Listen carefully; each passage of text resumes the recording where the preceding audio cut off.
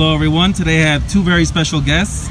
I have Mexican polyglot Julio Cesar Aragon and Sebastian Alarcon. Now tell me, what do you guys like best about living in Mexico City? What I really like about Mexico City is that, first of all, you know that it's a very huge city. There's a lot of variety, and therefore you find many things to do here. You find a lot to eat, a lot to see, especially museums, many places to go and even to hang out. And as well, in the last years we found many, you can find people from many countries. Therefore, you can, for language learners, you can practice all the languages you want. It's an ideal place for practicing languages. Yeah, and so in resuming all this, I really like the variety of the city and the diversity. There's always something to do. And Sebastian, what do you like best about the city? What I like the most about Mexico City is a city full of contrasts. Because you can either go to the richest part of the city, and then 15 minutes later you can go to the poorest part of the city. That's what we were talking about yesterday. You can go to Polanco, and then 15 minutes, 20 minutes, you go to Pensil, you go to Anahuac, and there's another culture. In addition of that, I like the ways of transporting here in Mexico City. I used to travel. I don't know how to ride a car. But I like to travel a lot in the tube. I like to travel in bicycle. It's really it's very diverse city. It's really convenient. If you want to see all the places by yourself, you can grab your bike and go. All right, great. So very diverse city and great ways of getting around the city, yes, bike or subway. Yes, there are many cultures. We have seen today because we went to restaurants that were built in the 19th century, 20th century, and it was really nice to see. And many people don't know about that. Great. Julio, kannst du mir sagen, warum ist Mexiko eine wichtige Stadt? Mexiko-Stadt ist sehr wichtig, weil sie die größte Stadt in Mexiko ist, und außerdem ist es die zweite größte Stadt in der Welt nach Tokio in Japan. Und wie wir vor einer Weile sagten, hier in Mexiko-Stadt kann man viele Vielfalt finden, viele Sachen zu tun. Das heißt, es ist sehr schwierig hier zu langweiligen. Und außerdem kann man hier viele Ausländer finden. Und wie viele Mitbewohner gibt es hier in Mexiko? Etwa in alle die Mexiko-Stadt und die anderen Städte, die sind in Estado de México, aber die gehören zu Mexiko-Stadt. Sie sind 20 Millionen. Wow. Deshalb es gibt viele Bewohner hier, und deswegen ist es eine wichtige Stadt. Hier außerdem kann man es ist eine gute Treffung mit den Leuten von anderen Bundesstädten. Ja, von anderen aus dem Norden, aus dem Süden. Es liegt in Central-Messico. E anche qui c'è molto commercio, è una città molto importante nel Messico per fare negozi. Sì, è una città molto importante per fare i negozi, e come ho detto in tedesco è il centro di Messico, e qui si trovano gente di altri stati e infatti molti stranieri, soprattutto che vengono dagli Stati Uniti o che vengono dal Sud America o dal Centro America. Qui si trovano e si fa molto commercio tra tutte le gli altri paesi e pure tra le altre città messicane pure. Esatto, e quello è più facile per andare in altri paesi per fare questo commercio. Sì, qui dal Messico. Esatto, per la sua ubicazione, per il suo posto nel paese, la posizione centrale. Sì. Et dans le futur, Julio, quelle langue est-ce que tu aimerais apprendre? Bon, maintenant j'ai commencé à peine à apprendre le polonais parce que tu vas voyager? Je vais voyager en Allemagne, mais je peux aller en Pologne. Ça c'est situé très près de l'Allemagne, donc j'aimerais apprendre le polonais et parler avec les gens. Aussi, j'aimerais aussi le japonais. Bon, j'ai commencé il y a 2 ans le japonais, mais je l'ai oublié totalement. Mais j'aimerais l'apprendre parce que le japonais est une langue magnifique. Et bon, as-tu déjà rencontré des Français ici à Mexico? Oui, beaucoup. Ici, beaucoup des étudiants d'échange que j'ai trouvés ici viennent de France et des autres pays francophones. Et ils étudient à l'université, n'est-ce pas? Oui. Architecture, ingénierie, des choses comme ça. De toutes les carrières, on trouve ici. Sebastião, quais são os seus métodos preferidos de aprendizagem? Isso é uma boa pergunta.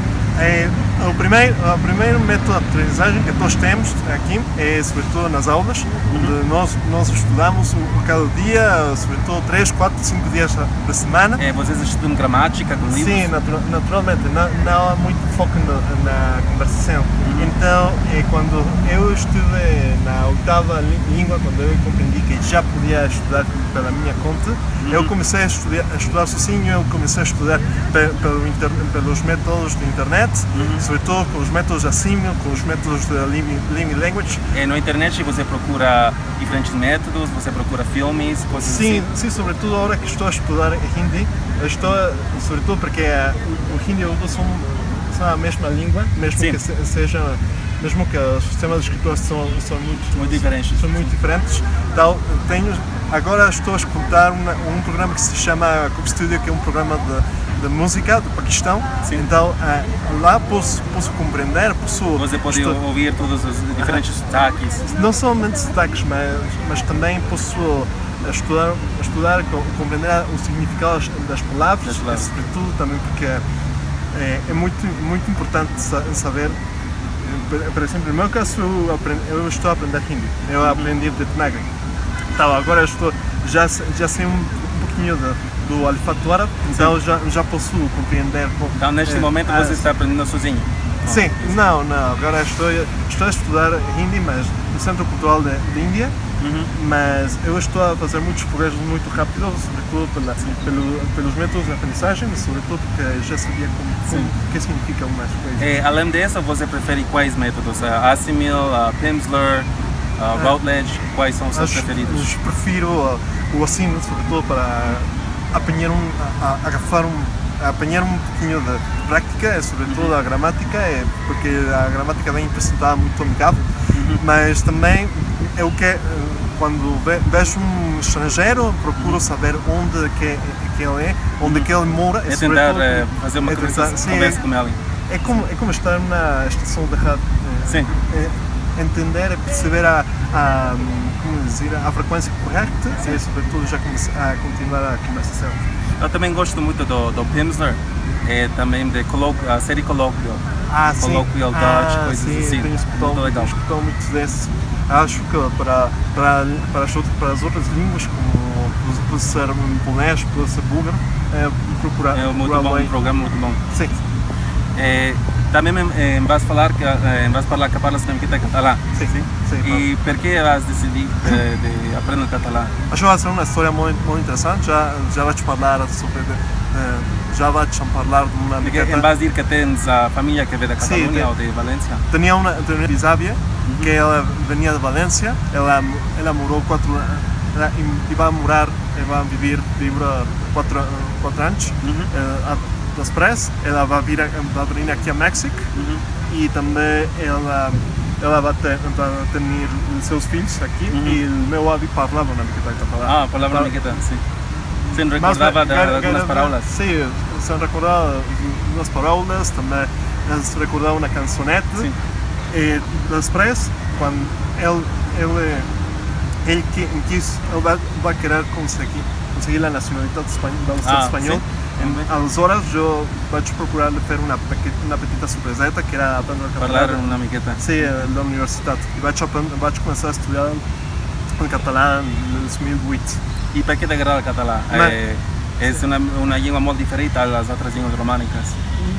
Eu não creio que seja uma língua muito diferente. Eu creio que é uma língua neutral. Tem muitas coisas das demais línguas.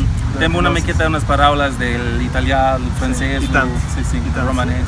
E sobretudo porque me agrada muitíssimo a cultura catalã. É muito rica, tem futebol dos esportes, sobretudo do futebol, do rugby que está... Sobretudo se vols viajar a Barcelona, é uma miqueta muito... Sim, não somente vou achar, mas também vou falar vull viatjar a Lleida, a Tarragona, a Girona. M'agradaria molt anar a Andorra. Sí, sobretot quan vaig estar a Cancún, jo vaig conèixer una noia, dues noies que venien d'Andorra i amb elles vaig parlar en català i molt bé, ha estat molt interessant. Y en el futuro, Sebastián, ¿qué idiomas te gustaría aprender o viajar a otro país a aprender otro idioma? La verdad es que me gustaría mucho viajar a otros países. Me encantaría, por ejemplo, Irán. Es una cultura muy interesante. Me gustaría ir a Irán, a Teherán, a Isfahan, a Shiraz. Me encantaría eso. Por eso es que estoy aprendiendo persa. De hecho, me acabo de hacer un tatuaje que viene mi filosofía de vida en persa. ¿Cuál es tu filosofía? Mi filosofía es: primero, valió la pena; segundo, no me arrepiento nada; y tercero, lo volvería a hacer. Y entonces a mí me gustaría dar unos viajes, no solamente la parte, ¿cómo decirlo?, la parte turística, sino también hacer mis propios tours con gente que conozco de Facebook, que me puede decir, ¿sabes qué? Vete a este lugar. Realmente descubrir la cultura local. Exactamente, y no con un guía turístico. Sí. Entonces, ¿piensas ir a Irán en tus próximos viajes? Puede ser Irán, puede ser también, por ejemplo, yo estaba... Rusia también dijiste. Me encantaría Rusia, me encantaría Georgia, me encanta el Cáucaso, y sobre todo me encantaría, estaba planeando estudiar la maestría en Holanda y a lo mejor estudiar allá. Y he oído que hay muy buenos políglotas ahí en Holanda. En Holanda sí, porque es un país igual con muchos inmigrantes. Exacto, y si empiezas a hablar en holandés, ya te vas a ganar más a la gente. Ты знаешь, что мы собираемся каждые 2 недели, чтобы практиковать наш язык. Тебе нравится этот опыт и сколько лет ты знал?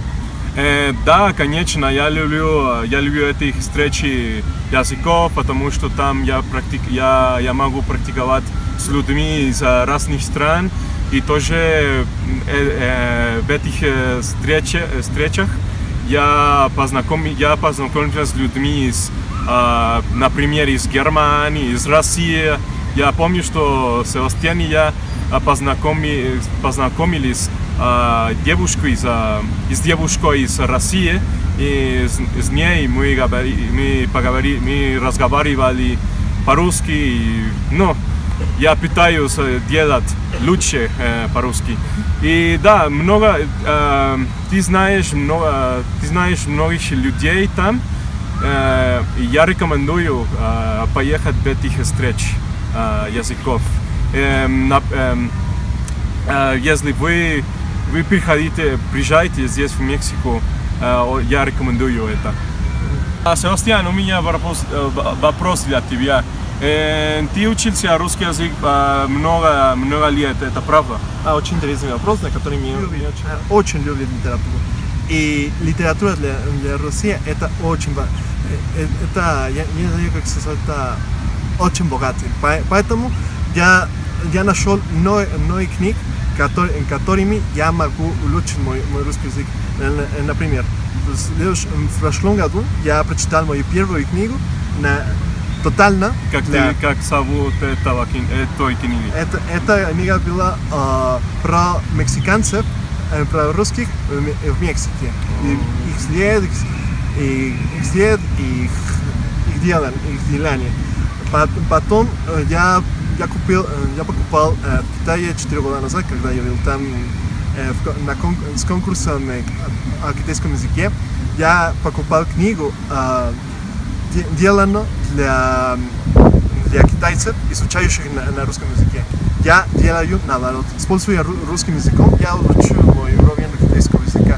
И эти книги разрешили мне улучшить мой уровень русского языка. Поэтому я хотел бы ехать в Россию, в Кубке Конфедерации, потому что я был бы волонтером, работая языков, но не удалось собрать деньги.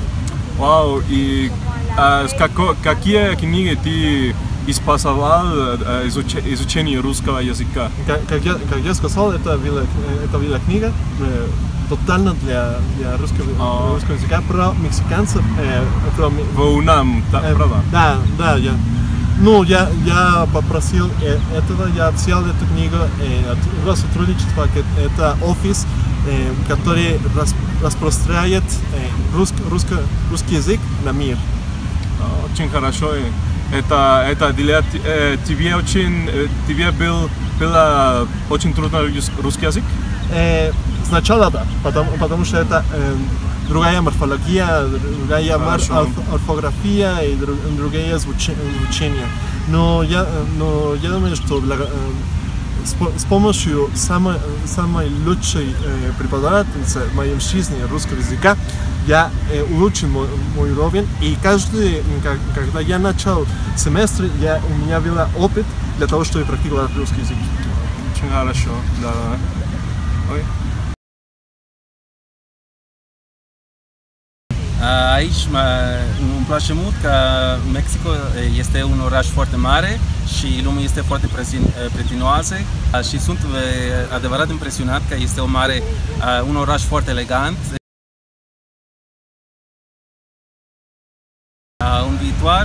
În viitor aș vrea să vorbesc un puțin japoneză, poate puțin mai mult limba rusă și limba poloneză. Pentru că la Chicago sunt mult vorbitori de poloneză și am nevoie de să vorbesc mai mult bine, pentru că aș vrea să vorbesc cu lume, aș vrea să ies la stradă și să întâlnesc lume pe stradă și să vorbesc bine în poloneză. Deci poloneză și limba rusă și poate limba olandeză am nevoie mult de vorbesc mai bine. All right, well, thanks a lot for joining us today with the interview with Julio Cesar Aragon and Sebastián Alarcón. Hopefully you guys will come here to Mexico City and join us next time so you can all practice languages together. If not, you should definitely stop by Mexico City. It's an amazing place, and hopefully we'll see you guys here soon. Yes, sir. All right, guys, thank you, and it was a really pleasure to be with Jose Luis and here with Sebastián once again, the polyglots here. And well, first of all, visit my channel. It's Aztec Polyglot 91. It will be on the description. And also, as Jose Luis said, you can come here to Mexico City, visit us anytime. You can practice languages and to go to many places. I definitely recommend to visit Mexico, not only the city, but the country, the entire country. So, thank you very much. Thanks for watching this video. I was really humbled and really flattered to be the guest in the video together with Julio in the channel of the pioneer of the Mexican polyglot community, that is Jose Luis. I really appreciate the invitation to be here. So come to Mexico City. It's not about the war. It's not about the drugs and the narco traffic. It's also, we have a lot of culture, and as well as many people that are really kind and really humble. So thanks for watching, and my channel is Arctic Sebas, which will be down.